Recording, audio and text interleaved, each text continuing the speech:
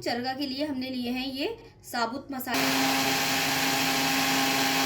अब इसके अंदर हम ये मसाले शामिल करेंगे। देखें, अदरक लहसुन के अलावा इसमें हम शामिल कर देंगे तो ये हमारा ज़बरदस्त किस्म का आएगा। हम शामिल किया था। अब यहाँ पर देखें हम 3 से 4 टेबल स्पून इसमें हम शामिल कर रहे हैं नींबू का जूस।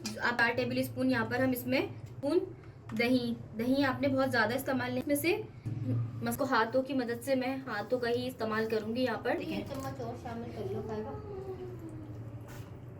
तरीके से पकड़कर अच्छे से हम बटर पेपर के अंदर हमने यहाँ पर चिकन रख दिया है। जहाँ से अंदर दबे वहाँ से आप बटर पेपर बाहर निकाल लें। अंदर की तरफ ही कवर कर हमारे नीचे स्टीम बनना शुरू हो चुकी है, बॉयल आना शुरू हो चुका है। अब हम इसकी आंच कर देंगे स्लो। आधा घंटा गुजर चुका है। ये देखें डायरेक्ट कढ़ाई में फ्राई करने के लिए डाल देंगे और बहुत एहतियात से आपने